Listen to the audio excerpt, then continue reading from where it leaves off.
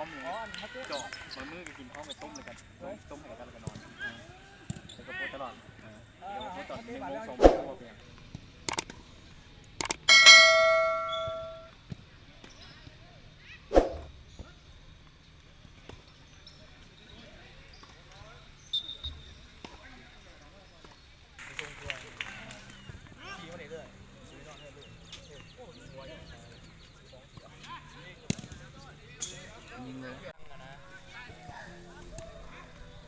ปักมันดีมัน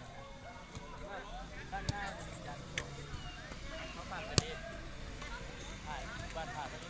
ผมก็ไม่มีจะถ่ายกันนะมาปวดเลยก็ถ้าดูเลยก็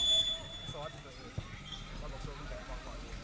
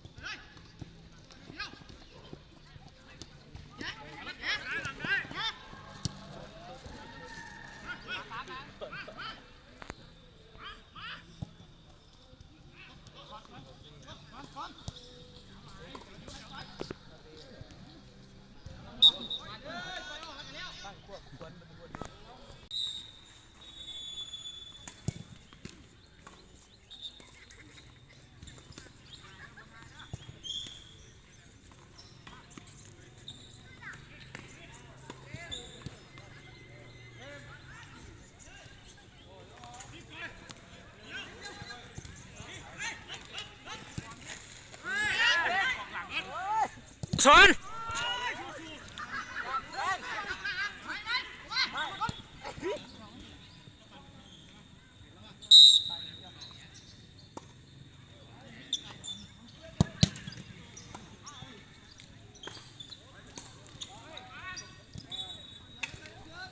เด็ดเป็นชุดโสมเลยสวยจริงๆแล้วตี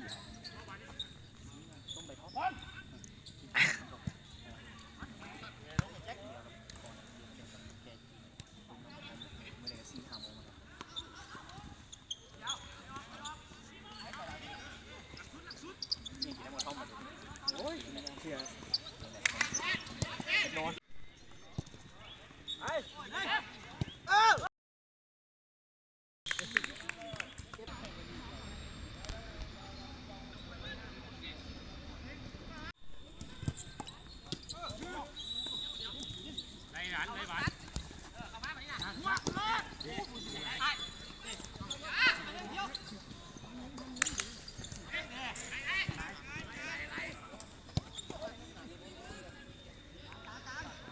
แจ็คยืนนั่นแหละยกคอไอ้เรื่องแจ็คน่ะแทงมัน